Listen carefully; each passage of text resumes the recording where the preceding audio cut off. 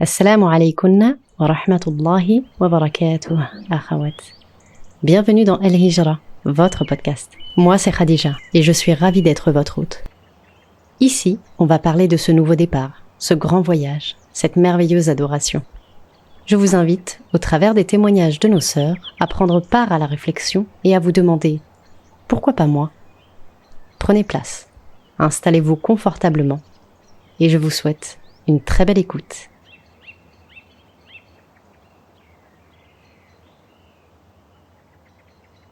Salam alaikum wa rahmatullahi wa barakatuh. T'as le droit de rigoler. Wa alaykum salam wa rahmatullahi wa barakatuh. Alors aujourd'hui, je suis avec Tata Sandy. C'est un épisode qui est un peu spécial parce que Sandy, je la connais depuis que je suis toute petite. C'est une amie d'enfance. Et aujourd'hui, on va parler de la hijra ensemble et de son beau parcours. Allahumma barak. Bienvenue Sandy. Bienvenue à toi. Ah oui, parce qu'on est chez Sandy. C'est moi qui lui dis bienvenue. Donc, j'aimerais qu'on commence gentiment au sujet de ta hijra et que tu puisses un peu nous raconter comment ta réflexion autour de la hijra elle a débuté. Ok, Inch'Allah. Moi, elle a commencé assez tôt, finalement. Parce que je me suis convertie, j'avais 15-16 ans. Et je me suis mariée tôt aussi, à l'aube de mes 18 ans. Et très tôt, en fait, j'ai voulu partir parce que je me voyais pas faire ma famille en France. D'accord. Je me voyais pas du tout. Surtout que moi, à la base, je travaillais dans les écoles maternelles. Donc moi, ça tourne tout. Ma motivation, je pense, principale, ça a vraiment été les enfants. Parce que moi, je travaillais en école maternelle. Et non, je me voyais pas avoir des enfants en France, l'éducation qui était donnée. Je pense que très tôt, j'ai voulu partir. Et puis j'ai connu aussi très tôt le statut obligatoire de la hijra, en fait. Mm-hmm. Donc ça a pas été. Il n'y a pas eu un déclic. Non, je pense qu'il y a pas eu de vrai déclic. À part peut-être l'histoire de l'islam, en fait. Mm-hmm. Tu vois la hijra du prophète sallam, le fait qu'il soit parti, qu'il soit finalement jamais revenu, même si quand un mec elle est devenue musulmane, tu vois. C'est très tôt, je pense que on va dire que j'ai attrapé le concept, quoi. Et t'en parlais autour de toi? T'avais des proches qui étaient déjà partis ou... Non, parce qu'à l'époque, c'était il y a longtemps déjà, en fait. Moi, quand je me suis mariée, c'était déjà en 2007. Ouais. Et j'ai eu ma première fille en 2009. Et déjà, en fait, je voulais partir. Je voulais déjà partir, mais à cette époque-là, c'était pas comme maintenant, tu vois. Il n'y avait pas les réseaux sociaux déjà. Ah bah oui. C'était, quand tu cherchais des informations, c'était déjà beaucoup du bouche à oreille. Ouais. Donc ça veut dire que t'essayais de trouver quelqu'un qui était parti, qui était de passage en France pour aller chercher des informations sur tel pays. C'était pas commun, les gens qui étaient partis, qui avaient quitté la France. Et quand ils partaient, les gens, c'était plutôt dans leur pays? Ouais. Ok. Non, mais à cette époque-là, c'était soit dans leur pays, ou sinon, à cette époque-là, il y avait beaucoup de gens qui partaient en Syrie, mais c'était pour apprendre l'arabe. Oui, pour étudier. Ouais, étudier la Syrie et l'Égypte. Tu vois? Et c'était pas facile d'avoir des informations. Et t'as fait comment d'ailleurs? Il y avait les forums. Ah oui, ouais, c'est vrai à l'époque. C'était l'époque des forums. Et mais je vois maintenant que c'est vraiment ça a vraiment changé. Là, je me rappelle, c'était il y a 15 ans, tu vois, un petit peu plus de 15 ans, tu vois. C'était les forums de discussion. T'avais des forums sur la hijra, t'avais des forums sur le Maroc, t'avais des forums sur l'Égypte, et c'est comme ça que j'arrivais à avoir des informations, en fait. Et tu te souviens un peu des personnes, est-ce qu'il y a des personnes, par exemple, à l'époque à qui t'as parlé, depuis que t'as rencontré? J'en ai revu, il y a des personnes qui ont été clairement des causes, hein, parce qu'en fait, les forums, c'était vraiment, c'était une mine d'or d'informations. Subhanallah. T'avais tout d'organisé, c'était vraiment, quand tu connaissais personne, t'allais sur les forums, c'est là où tu commençais ton premier contact, en fait, avec la hijra, avec les gens qui étaient partis. C'était vraiment comme ça. Et c'était vraiment, c'était beaucoup, en fait, c'était vraiment des échanges humains. Ouais. Il y avait une entraide, il y avait quelque chose que tu retrouves un peu moins maintenant ou non? Non, franchement, tu le retrouves quand même. Après, je sais que les gens, ils se plaignent un peu du fait, il n'y a pas d'infos, mais moi, je trouve quand même que quand tu cherches, tu trouves. Ouais. En fait, quand tu veux partir, les informations, tu les trouves. Voilà. Quand tu veux vraiment partir, tu vas trouver les informations, Inch'Allah. Ah ouais. D'ailleurs, je me souviens d'une fois où on parlait ensemble parce que ce qu'il faut savoir, c'est que Sandy, elle est partie, c'était quand ton premier départ? Mon premier départ, c'était en 2011. 2011. Ouais. Ouais. Donc, comme Sandy, c'était un peu une référence pour moi. Je l'ai beaucoup harcelée, on va dire ça comme ça. Et je lui ai beaucoup posé de questions et au sujet de la hijra. Et c'était voilà une référence pour moi. Donc, je vais la laisser nous raconter pour que vous compreniez un peu mieux pourquoi et comment est-ce que je l'ai harcelée. Donc, en 2011, tu es partie, tu as fait ton premier départ. Ça s'est passé comment déjà? Bah déjà, je suis dit en 2011, mais en 2010, on a fait le fameux repérage. Ah. On est parti au Maroc avec mon mari et ma fille qui devait avoir 1 an à Agadir pour voir un petit peu, parce que c'était la première fois que déjà, c'est la première fois que je prenais l'avion. J'avais jamais quitté la France. Et du coup, on est parti voir. On a fait notre petite semaine de vacances et après, on s'est mis comme objectif on s'est donné 1 an. On s'est donné 1 an et après, au bout d'1 an, bah, l'année d'après, on est parti. Et en fait, ce qui a accéléré aussi le départ, c'est, tu te rappelles, à l'époque, 2011, c'est la loi d'interdiction du port du foulard. Du niqab. Ah, le niqab. Oui, c'était le niqab, c'est vrai. 2011, c'était le foulard, c'était déjà... Donc, ça a un petit peu accéléré le truc, quoi. Ah ouais. Parce que tu portais le niqab à ce moment-là. À l'époque, je portais le niqab. C'était une toute autre vie, hein. Ouais. Parce que tu pouvais faire tout ce que tu voulais, hein. Ben oui, tu prenais le bus, t'allais à l'hôpital, tu rentrais dans les banques, on te disait rien, tu vois. Et, à partir du moment où la loi, elle a été votée et tout, ça a été un bon coup d'accélérateur, en fait. T'as attendu qu'elle soit votée, et après, ça y est, tu t'es dit, il faut absolument que je parte, ou en c'était fait, même t'as vu, avant? il y avait le débat avant, tu vois. Donc, on s'est dit, vas-y, bon, bientôt. Ça y est, c'est bon. Il faut partir, quoi. Et pour Agadir, t'avais réussi à faire des repérages? Enfin, t'avais réussi à discuter avec des sœurs avant, ou Bah, j'étais partie, non, même, je crois que oui, il y avait le forum. Il y avait le forum du Maroc, donc j'étais partie. J'avais fait quelques connaissances. Après, bah, j'étais partie chez ta tante. Oui. C'est vrai. J'étais partie chez ta tante, j'avais rencontré ta tante et tout. Et, après, mon mari, pareil, il avait, un ami qui était d'origine d'Agadir, donc il était retourné, peut-être 2 mois avant notre départ pour chercher un appartement. Donc, il l'avait loué et tout. Il avait payé les loyers d'avance. Et puis après, ça s'est fait très rapidement. On n'avait pas beaucoup d'affaires. Donc, on a fait un fret, là, un transport en car, et puis on est parti. Subhanallah. Et tes proches, ce premier départ, comment ça s'est passé pour tes proches? Non, moi, depuis très longtemps, je leur en parlais, en fait. Ok. Ouais, franchement, moi, j'ai pas caché. Je voulais pas faire la fille qui cache. Non, j'ai dit très rapidement, mais moi, je vais pas rester. Parce que tu sais, quand tu commences à avoir des enfants, surtout quand c'est les premiers petits-enfants de la famille, là, c'est compliqué pour les grands-mères, tu vois. Et non, j'ai pas voulu faire... C'était pas évident, donc je les ai préparés quand même. Et je leur dis, de toute façon, le Maroc, c'est à côté, vous allez venir, etc. Donc voilà. Non, je les ai préparés. Ils étaient pas d'accord, hein, surtout qu'à l'époque, on était super jeunes. Moi, j'avais 20 ans, 21 ans. Oui. Donc, c'était la première fois que même ma mère, elle avait jamais pris l'avion. La première fois qu'elle a pris l'avion, c'était pour venir au Maroc. C'est un endroit.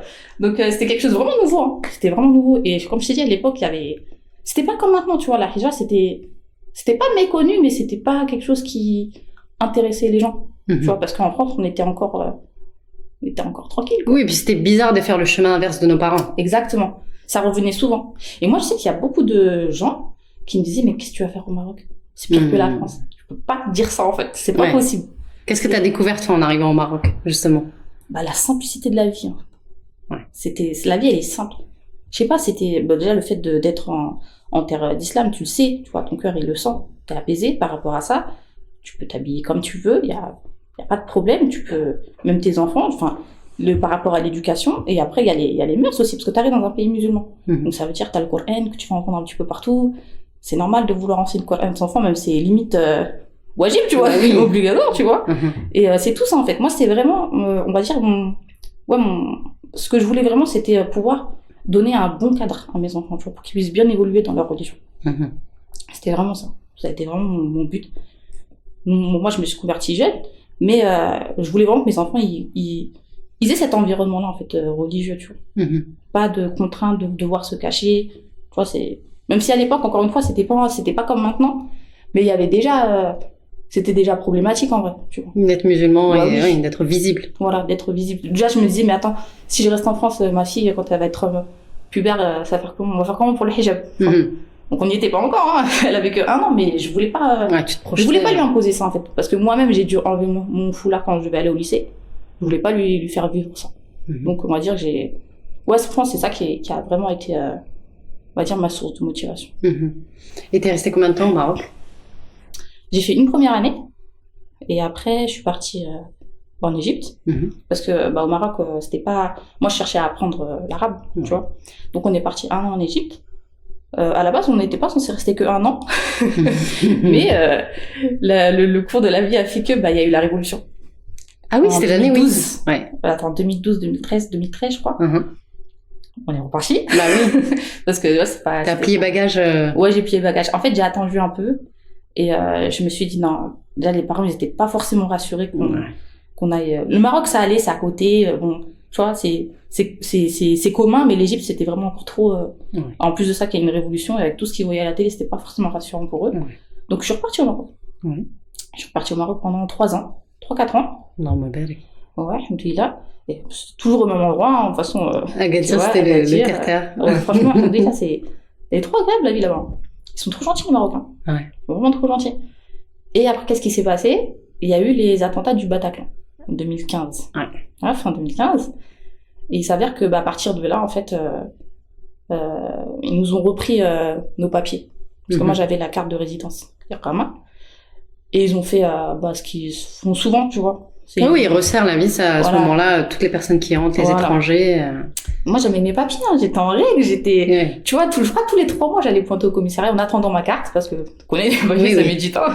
Donc, j'avais mon petit tampon tous les 3 mois et tout. Et après, ils m'ont dit non, faut rendre les papiers. Il était dégoûté, hein, parce que le commissaire, quand il m'a appelé, il m'a dit je suis désolée. Je suis désolée, madame Nicole, mais je peux rien faire d'autre.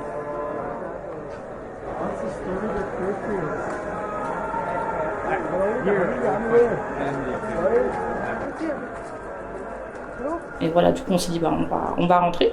Donc, on est rentré en France et on s'est dit, attends, on va chercher un autre endroit plus stable, tu vois, parce que c'est ça, en fait, le plus important, je pense, dans la hijra, c'est la stabilité, tu vois. Moi, je pense pas que le fait de partir soit le plus difficile. C'est vraiment le fait de rester. Mais comment on se prépare? Parce que, tu sais, il y a plein de sœurs qui vont écouter ce podcast et il y en a certaines qui ont déjà fait la hijra, Allahumma barak, et il y en a certaines qui doivent y réfléchir. On en avait discuté toutes les deux, on parlait souvent de faire la hijra du cœur avant celle du corps. Quand tu apprends ta religion, quand tu apprends les bases de ta religion, même l'histoire de comment l'islam il est né, etc., forcément tu vas te dire non mais moi aussi je veux, en fait. Moi aussi je veux ça, je veux connaître tout ça. Je veux le vivre aussi, tu vois. Et il y a des choses qu'en France, même si tu te mets toute la bonne volonté que tu veux, il y a des choses que tu pourras pas atteindre. Après, c'est personnel, tu vois. Il y a des personnes qui sont, malheureusement, qui n'ont pas le choix que de rester en France. Mais quand tu as le choix, quand Allah il donne la possibilité, rester quand même, à un moment donné, tu te perds, en fait. Et tu peux pas faire tous les efforts que tu veux pour évoluer dans ton dîn, en fait. Oui. Au-delà même d'évoluer, juste de préserver déjà ta religion. Juste de préserver, tu vois. Pas régresser. Et c'est de plus en plus difficile de toute façon maintenant. À l'époque, c'était déjà compliqué, hein. En réalité, c'est déjà compliqué, mais là, c'est vraiment pas... C'est vrai qu'on sent qu'il y a une attaque un peu de toutes parts, que ce soit l'abattage rituel, que ce soit la viande halal, que ce soit au niveau tu vas faire circoncire ton enfant quand il vient de naître. En fait, quand tu regardes un peu tout l'environnement, tu te dis mais en fait on est attaqué de toutes parts. Ouais, mais quand t'es dedans, tu le vois pas. C'est ça. Faut partir. Dedans, franchement, faut quitter. Juste même c'est comme je le dis souvent quand les sœurs me disent moi j'aimerais bien partir mais je pourrais pas partir longtemps ou ça. Je leur dis mais même 3 mois. Alors par 3 mois, même 6 mois. Tu vas sortir de ton cocon, tu vois, et tu vas voir que non, en fait, c'est pas normal tout ce qui se passe en France contre les musulmans, tu vois. C'est pas normal. Et franchement, tant que t'es pas parti, tu sauras pas. Je me rappelle, moi, c'est une sœur qui m'avait dit ça, en fait, à l'époque. Je crois que j'étais encore enceinte, même. Donc, c'était un moment de ma première. Et elle était partie. Donc, c'était une des rares qui était partie. Que tu connaissais. Et elle avait fait vraiment le road trip.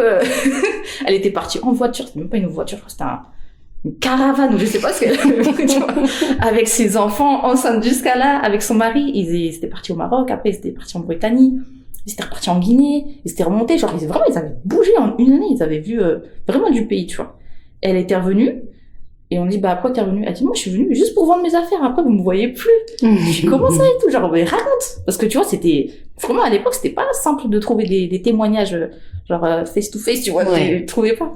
Et elle me disait, mais partez. Juste quittez votre bulle.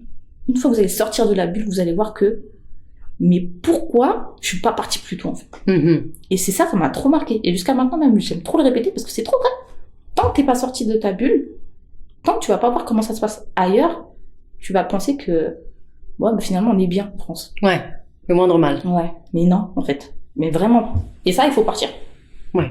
Même si tu fais 6 mois, dans tous les cas, ce départ-là que tu vas faire, il va te marquer, il va te déclencher quelque chose en toi.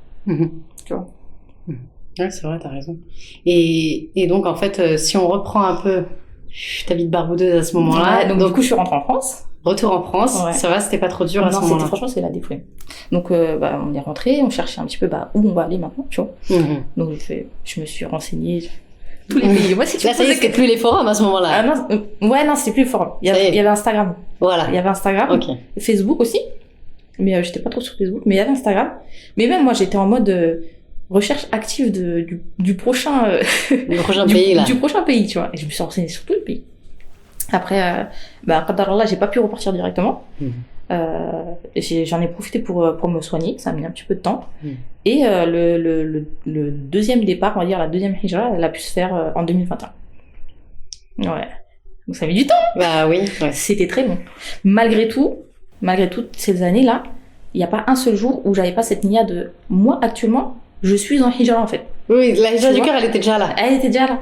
Ça veut dire que je pense que ça, c'est important aussi de tout le temps renouveler sa nia. Tu vois. Moi, je me suis jamais dit, ouais, je suis rentrée en France, vas-y, bon, c'est mort, on va attendre un peu, quelques années. Non, moi, je suis là, je suis une voyageuse limite, tu vois. Tu me parles pas de, tu vois. Et tout le temps, je me rappelle tout le temps, on me dit, ah, Sandy, t'es rentrée? Ah, t'es rentrée? Ah, mais des filles au Maroc, tu vois. Ça pique, on pique un peu. Je dis, non, mais t'inquiète pas, moi, je vais repartir, tu vois. Et j'étais sûre de moi, j'ai dit, c'est mort, je peux pas rester. Avec tout ce que j'ai vécu, tout ce que j'ai vu, je peux pas me dire, ouais, c'est bon, je reste. C'est pas possible. En plus, ça a évolué en France aussi. Oui, en plus. Je me retrouve avec un masque chirurgical comme ça en guise de niqab pour faire genre non, vous inquiétez pas, je suis juste malade. Ça m'a saoulée, j'ai tenu je pense 1 an. Et après j'ai enlevé, tu vois, je suis restée sans niqab. C'était relou, mais malgré tout, je me suis dit non, mais de toute façon, je vais repartir. Dans tous les cas, je vais repartir. Donc voilà, on a fait le cause, hein. On a charbonné. Et quand on a pu partir, dès qu'on a pu partir, en fait, on est parti. Sans plan, sans rien du tout cette fois-ci. Ah ouais? Ah oui. Attends, quand tu dis sans plan. Sans plan, sans rien du tout. T'as pris ton billet à quel moment et t'as choisi le pays quand? En fait, j'ai choisi le pays qui était le moins contraignant par rapport au vaccin Covid. Ah oui, 2021, il y avait le Covid. C'est vrai. Ouais. J'étais en... Donc, genre début d'année 2021, on a refait tous les passeports. Donc on a pris, je me rappelle, on a pris des billets, un aller simple pour les Émirats. On a pris, je crois, 2 ou 3 semaines de Airbnb. Notez bien ça, hein. Un aller simple en 2021, en période de Covid. Il est possible de faire ça. Quand t'es déterminé pour ta vie. Ah ouais, non, c'était, en fait, je m'étais toujours dit, franchement, c'est une doua que je faisais vraiment très, très souvent. C'était, je me disais, qu'Allah facilite-moi de partir. Je vais pas faire la difficile. Je vais juste partir, tu vois. Donc, dès qu'il y a eu la brèche, dès que j'ai vu la brèche, on a foncé dedans. Donc, on a fait, ouais, les 2-3 semaines en Airbnb. Après, bon, au bout de quelques jours, on voit que la date, oui, elle se termine. Tu vois, on a fait nos petites vacances aux Émirats, on a profité parce que quand même, il y avait, tu sais, le confinement, et puis toutes ces années et tout, on s'est dit, bon, fallait souffler, quoi. Ouais, voilà, fallait souffler, fallait faire kiffer les enfants aussi et tout. Et après, on s'est regardé, on a dit, bah, du coup, on fait quoi, en fait? Attends, là, vous étiez où? Vous étiez dans l'Airbnb ou à l'aéroport? Non, parce que toi, avec toi, on sait pas. Non, on était dans l'Airbnb. Après, on s'est dit, on fait quoi et tout. Et à l'époque, je commençais à suivre un compte, d'une famille qui a fait la hijra à Zanzibar. Ok. Voilà. Et je voyais, franchement, ça donnait trop envie. Et je me suis renseignée sur Zanzibar et j'ai vu que, bah, déjà, t'avais je crois, le visa touristique, il était de, pareil, 3 mois. Bon, il était payant à l'aéroport, tu vois, mais il était 3 mois, donc on s'est dit, vas-y, viens, on va là-bas, au moins 3 mois, tu vois. Pas mal, ouais. On a un délai de 3 mois, tu vois, parce que la vie, elle était, bon, c'est pas cher, Zanzibar. Quand même, ça a un coût, tu vois. Même si tu vis à la locale, tu sais, c'est une île. Donc, en général, c'est pas donner les prix, voilà. Donc, on a pris les billets. Et en plus, c'était pas cher, les billets. C'est Allah, c'était pas cher. C'est Allah qui voulait que tu partes. Non, mais vraiment, genre, Dubaï, Zanzibar, je crois, l'aller simple, c'était peut-être 150 €. Donc, après nos 8 bagages, avec mon bébé, mes 2 pré-ados, là. Et on est parti à Zanzibar. J'ai pris contact avec la sœur du compte Instagram. Et après, très vite, on s'est installé. Hein. On a vu, c'est cool en fait ici la vie, tu vois. Ouais. Voilà. Toi qui fais 1 milliard de recherches, là, t'es parti comme ça. Franchement, je suis partie comme ça. Et subhanallah, tu sais que je suis retombée sur quoi? Après, mon mari, il a retombé sur quoi dans ses mails? À l'époque, en 2015, quand on venait d'arriver, on venait de rentrer en France en 2016, je sais pas si tu connais cette association. Oh, subhanallah, j'ai oublié. Je retrouverai, ça va me revenir. Mais c'était une association où t'avais... c'est un petit peu le genre pôle hijra. Genre tu pouvais avoir des contacts de partout. Je sais plus comment ça s'appelle, mais ça va me revenir. El Bounian. Ok. Je sais pas si tu connais. Peut-être les gens ils vont connaître parce que ça date. Les anciens. Ouais. Et en fait, t'avais des gens qui faisaient partie de cette association. Ils étaient vraiment dans les quatre coins du monde, tu vois. Et moi, il avait envoyé un message. J'avais dit, est-ce que genre vous avez des contacts à Zanzibar? C'était en 2016. Tu vois. Il est retombé sur ce mail-là. Ah, on n'en a pas, désolé, Harry, je suis désolée, etc. Mon mari m'a envoyé ça, j'ai dit, ah ouais, j'étais allongée dans mon lit à Zanzibar, en fait. Tu vois? Et j'avais oublié. J'avais complètement oublié. Quand on était dans notre période de, on va où? Tu vois? J'avais complètement zappé. Et Subhanallah, il a retrouvé ça. Je me dit, bah, t'as vu, comme quoi? Comme quoi, la hijra. Tu fais tes plans. Ah, et Allah, il a ses plans, toi, t'as tes plans. C'est Allah, là, qui décide, tu vois. Et puis voilà. Donc après, on est resté combien de temps à Zanzibar? On est resté presque un an. Ouais, c'est ça, j'ai dit un an, ouais. C'était trop bien. Et c'était ta meilleure, oh non, mais c'était meilleure péripétie déjà? Ah ouais, c'était génial. En fait, déjà, tu sors du Covid. À Zanzibar, il n'y avait pas de masque. C'était une autre vie.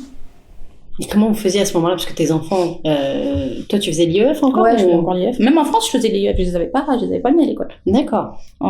Et ils étaient en cours de Coran là-bas ou c'était comment? J'ai essayé de les inscrire là-bas. Mais, bah voilà, le point faible de Zanzibar, c'est les écoles. D'accord. Ils tapent beaucoup. Mais vraiment beaucoup, tu vois.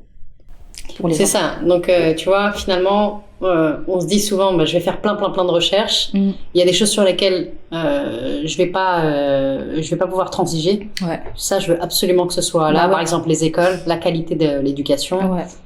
T'as fait ton expérience? Ouais, mais moi j'ai kiffé. Un jour je vais retourner là-bas. En fait, il faut avoir cette année de césure dans ta vie là où tu te poses. Ton Erasmus. Vraiment, il te le faut. Ça m'a fait un bien fou. Et c'était trop bien. Ça m'a remis les idées en place en fait. Ouais.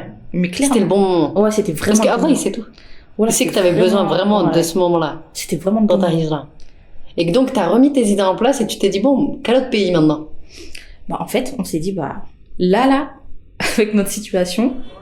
Bah, il faut retourner en Égypte.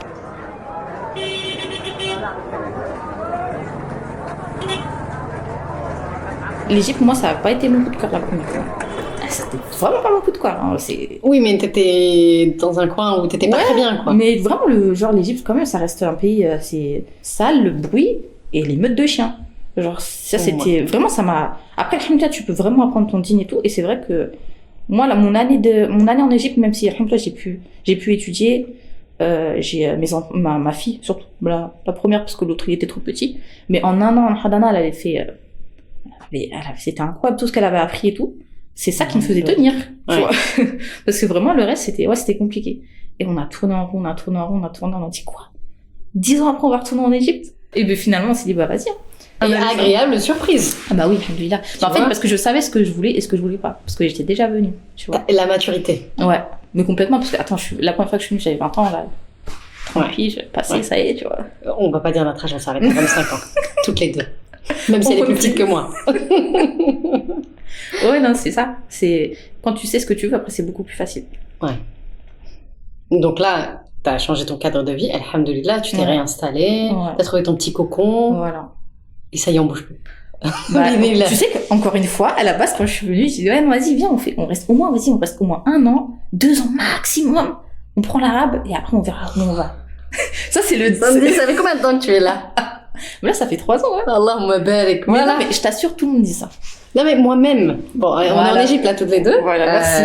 Je suis arrivée il y a 5 mois. En posant mes valises avec mon mari, on a dit, on reste 1 an, max. C'est tout. On part. Ok. Non, mais c'est bon. Et du coup, maintenant? Et en fait, on se dit, purée, mais en fait, c'est trop bien. Bah oui, mais tant que tu moi, tant qu'on me jette pas, je reste, en fait. C'est ça, tant que tu me mets pas dehors. Sachant que quand on est arrivé, la même semaine, on a fait notre fameux visa, là. Notre fameuse Iqama. Dans la semaine, la veille, je crois, avant qu'on fasse notre Iqama pour les 6 mois, ils ont augmenté le prix, ils l'ont triplé, je crois. Ouais, triplé. C'était passé de 50 € à 150. À 150 €. On a dit, Qadar Allah, écoute, on va les payer et puis on va faire les causes pour rester le plus longtemps possible. Et c'est le discours que j'entends le plus. L'Égypte, je viens pour 1 an. Mais tout le monde veut venir pour 1 an, mais vous allez pas rester 1 an, vous allez rester plus. Il y a des gens qui sont là depuis 15 ans, ils se disent tout le temps, chaque année, moi c'est bon, je pars. J'en ai marre, je pars, tu vois. Mais tu peux pas. Tu peux pas parce que l'Égypte, vraiment, tu vois les bienfaits Ouais. sur ton dîn, en fait. Et sur le dîn de tes enfants, surtout. Ouais. Quand tu vois le résultat sur tes enfants, Ouais. il y a... Les y a pas photo, défauts, quoi. là, t'arrives à passer outre. Moi, je l'ai vu la différence entre 2000 combien 2013 quand j'étais venue, 2012, 2013, et là, quand je suis revenue, 10 ans, enfin, vraiment 10 ans d'écart, hein, mais ça s'est énormément développé. Hein. Ah oui. C'est plus du tout la même chose. Ah, moi, je suis Que ce soit très, le très service, surprise, hein. soit le service à la personne, maintenant c'est simple. Ta vie elle est simple. Ah, tu peux rester chez toi, t'as tes courses à la Ah oui, maison, t'as la tout qui pharmacie vient à la maison. Ouais, t'as tout qui vient à la tout. maison. Non, Non, vraiment.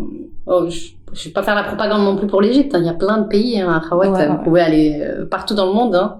La terre d'Allah est vaste. Ouais. Ce dont on parlait d'ailleurs Ouais. avec Il y en a Sandy. pour tout le monde, subhanallah. Il y a vraiment pour tout le monde. Mm. Mais il faut partir. Ouais, ouais. Il faut, au moins, tu mets ce pied en dehors de la France, tu fais ton petit tour, et après, tu vas voir que, mais en fait, il y a moyen de construire ailleurs, en fait. En général, je sais que il y a beaucoup de personnes qui se disent, ils veulent partir quand ils seront sûrs qu'ils auront jamais à revenir. Mais ça, tu peux faire toutes les causes que tu veux. Si Allah, il a décidé que tu dois retourner à la case départ, tu retourneras à la case départ. Oh, mon belle. En tout cas, je te remercie. De rien. Qu'Allah te récompense. Amin, amin. Et qu'Allah fasse que cet épisode puisse être bénéfique Amin. à des sœurs. Même pour moi, c'est utile de me Ouais. rappeler que les bienfaits d'Allah, en fait. Parce que après, des fois, quand t'es dans ta routine, t'oublies. Mais après, quand tu repenses au chemin parcouru, tu dis, ouais, non, en fait, Allah, il m'a beaucoup facilité. C'est vrai. Quand t'es dedans, tu réalises pas. Bonne, ouais. Ouais.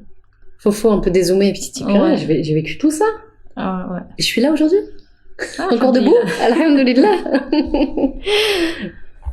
Bon, on termine cet épisode et puis rendez-vous pour le prochain épisode, Inch'Allah, avec une nouvelle sœur qui va nous raconter encore plein de Inch'Allah. belles histoires. Inch'Allah.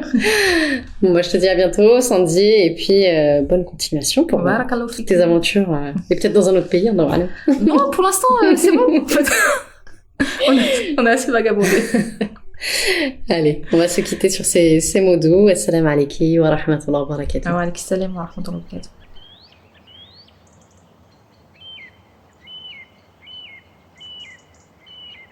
Merci d'avoir écouté cet épisode et surtout merci à nos sœurs qui prennent de leur temps afin de vous être utiles dans votre cheminement vers la hijra. N'hésitez pas à soutenir le podcast en lui attribuant une bonne note, ainsi qu'en le partageant au plus grand nombre de sœurs. Je vous dis à très bientôt, Inch'Allah, pour un nouvel épisode.